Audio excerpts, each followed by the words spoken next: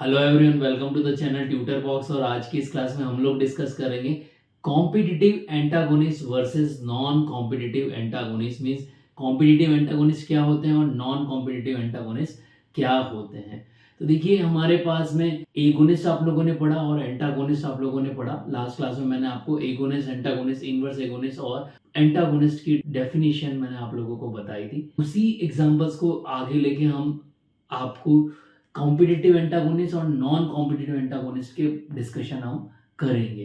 तो देखिए, ये मैंने आप लोगों को बताया था कि ये जो हमारा टैप है, नल है, ये हमारा किसका वर्क कर रहा था? रिसेप्टर का वर्क कर रहा था। और ये जो मैंने एक फादर बताए थे, ये हमारा क्या था? एगोनिस्ट था। मतलब फादर एक तरह से एक ड्रग हो गई, ये हमारा क्या हो गया? एगोनिस्ट हो गया। और बी जो मैंने बताई थी वो क्या बताई थी? एंटागोनिस्ट बताई थी। अब यहाँ पर देखिए, जब एगोनिस्ट बाइंड होता है अगर रिसेप्टर से, तो क्या होता है? उसका फुल इफेक्ट आता है। तो ये आपका नल चलने लग गया, क्योंकि नल का स्वाभाविक स्वभाव क्या है? उसमें से पानी निकलना। तो जब उसके जैसा ही जो मॉलिक्यूल है, अगर वो उस पर बाइंड होता है तो 100% इफेक्ट देता है, तो वो हमारा क्या कहलाएगा? एगोनिस्ट कहलाएगा। बट अब यहाँ हम बात कर रहे हैं कि इस रिसेप्टर से बाइंड करने के लिए एक मॉलिक्यूल और है जो भी इस सिमिलर स्ट्रक्चर से बाइंड करता है, वो क्या कहलाता है? एंटागोनिस्ट। और वो एगोनिस्ट को बाइंड नहीं होने देता उस स्पेस पर। अब देखिए क्या होगा।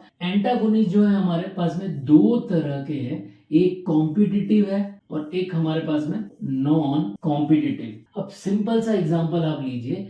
कॉम्पिटिटिव एंटागोनिस्ट क्या है? मतलब जिसके लिए कंपटीशन है, इसके लिए क्या है? कंपटीशन है। इसको आप ऐसा समझिए कि जैसे हमारे पास में एक रिसेप्टर है और उसी रिसेप्टर के लिए दो ड्रग आपस में फाइट कर रही है। Means two drug are fighting for a one receptor.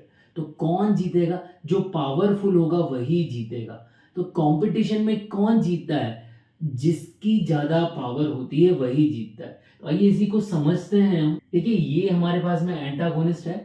अब ये एंटागोनिस्ट जो हमारा बी मैंने एग्जांपल दिया, अगर ये जो है यहाँ इस रिसेप्टर पर जाकर बाइंड होगा, तो जब इस एंटागोनिस्ट की कंसंट्रेशन ज्यादा होगी, मतलब कि ये पावरफुल होगा, तो एगोनिस्ट जो है यहाँ आकर बाइंड नहीं कर पाएगा और एंटागोनिस्ट ही यहाँ आकर बाइंड कर पाएगा।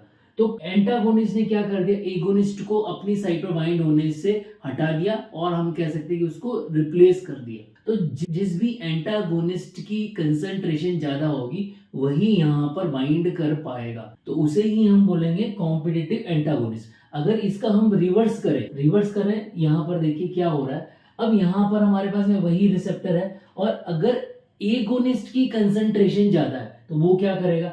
एंटागोनिस्ट को रिप्लेस कर देगा। तो यहाँ पर एगोनिस्ट बाइंड हो जाएगा और एगोनिस्ट बाइंड होने से क्या हो जाएगा? आपका ये जो है टेप पूरा चल जाएगा। तो एगोनिस्ट ने एंटागोनिस्ट को फुली रिप्लेस कर दिया।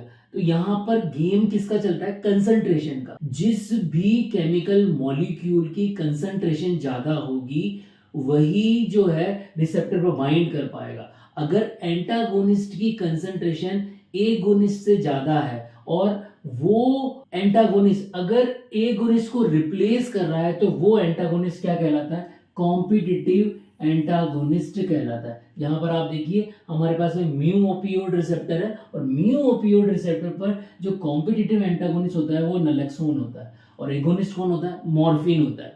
तो अगर मॉर्फिन की कंसंट्रेशन ज्यादा होगी तो वो बाइंड करके म्यू ओपियोड रिसेप्टर पर अपना जो पेन किलिंग का इफेक्ट है वो दे देगा। और अगर यहाँ पर नलेक्सोन की कंसंट्रेशन ज्यादा होगी तो क्या होगा? नलेक्सोन जो है एगोनिस्ट मॉर्फिन को रिप्लेस कर देगा और ये बाइंड हो जाएगा। तो इसका जो है मॉर्फिन का जो है इफेक्ट नहीं आएगा।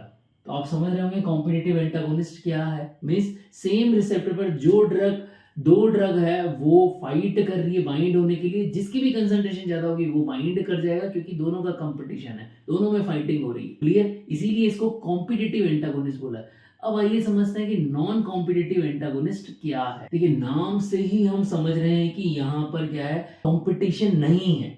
Non competitive antagonist. देखिए यहाँ पर हम समझते हैं। देखिए, ये सपोज करिए हमारा क्या है? नॉन कॉम्पिटिटिव एंटागोनिस्ट है। अब नॉन कॉम्पिटिटिव एंटागोनिस्ट है, उसका मतलब क्या है? मतलब उससे कोई कंपटीशन कर ही नहीं सकता। कैसे नहीं कर पाएगा? क्योंकि जब भी ये एंटागोनिस्ट और ये ड्रग मॉलिक्यूल इस रिसेप्टर पर जाकर बाइंड करेगा, ये इसकी स्ट्रक्चर को कन्फर्मेशनली चेंज कर देगा, मतलब इसकी स्ट्रक्चर में चेंज आ जाएगा। अब अगर इसकी स्ट्रक्चर में चेंज आ जाएगा तो एगोनिस्ट जो है हमारा वो यहाँ बाइंड ही नहीं कर पाएगा, उसका कोई कंपटीशन नहीं होगा, चाहे हम एगोनिस्ट की कंसंट्रेशन भी इंक्रीज कर दे। हम इसकी एगोनिस्ट की कंसंट्रेशन कितनी ही इंक्रीज कर दे, चाहे हम एंटागोनिस्ट से भी ज्यादा कंसंट्रेशन कर दे, फिर भी ये बाइंड नहीं कर पाएगा। क्यों? क्योंकि यहां पर एंटागोनिस्ट ने इसकी स्ट्रक्चर में कंफर्मेशन चेंज ला दिया।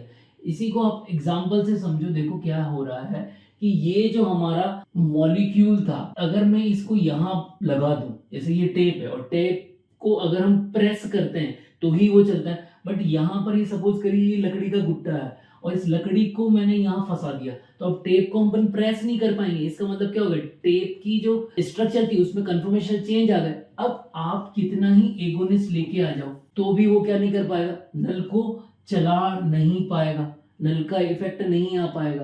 तो यहाँ क्या हो गया कि जो एंटागोनिस्ट था उसने इस रिसेप्टर की स्ट्रक्चर में क्या कर दिया, कंफर्मेशन चेंज ला दिया। तो कंफर्मेशन चेंज लाने से क्या होगा, इसका इफेक्ट नहीं आएगा, एगोनिस्ट बाइंड ही नहीं कर पाएगा और एगोनिस्ट का इफेक्ट नहीं आएगा।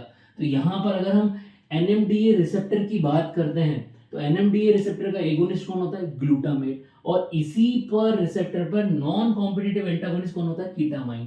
तो कीटामाइन जब आकर NMDA रिसेप्टर पर बाइंड करता है तो वो ग्लूटामेट को बाइंड नहीं होने देता और ग्लूटामेट की एक्टिविटी को स्टॉप कर देता है। Clear everyone? सिंपल सी बात है, कॉम्पिटिटिव एंटागोनिस्ट रिसेप्टर की स्ट्रक्चर में कोई चेंज नहीं करता, वो केवल बाइंड करता है, इसीलिए स्ट्रक्चर में चेंज नहीं हुआ है तो एगोनिस्ट भी उससे फाइट करता है बराबर। यहाँ पर जो बाइंडिंग की जो लड़ाई है वो बराबरी की होती, जिसकी भी कंसंट्रेशन ज्यादा होगी, एगोनिस्ट की ज्यादा होगी तो एगोनिस्ट एंटागोनिस्ट को रिप्लेस कर देगा, अगर एंटागोनिस्ट की ज्यादा होगी तो एंटागोनिस्ट जो है एगोनिस्ट को रिप्लेस कर देगा। बट नॉन कॉम्पिटिशन में क्या है, नॉन कॉम्पिटिटिव एंटागोनिस्ट में क्या है, यहाँ पर स्ट्रक्चर में कंफर्मेशन चेंज आ जाएगा और कंफर्मेशन चेंज आते ही एगोनिस्ट का कोई कंपटीशन एंटागोनिस्ट से नहीं होगा, इसीलिए उसको नॉन कॉम्पिटिटिव एंटागोनिस्ट बोला। यहाँ मैंने आप लोगों को एग्जांपल दिए ही हैं और स्क्रीन पर मैं आप लोगों के लिए एमसीक्यू शो कर रहा हूँ, स्क्रीन पर शो किए हुए एमसीक्यू का आंसर जरूर करें। आई होप आप लोगों को ये लेक्चर समझ में आया होगा। अगर लेक्चर समझ में आया है तो इस लेक्चर को ज्यादा से ज्यादा बच्चों तक शेयर करें। जय भारत, जय हिंद।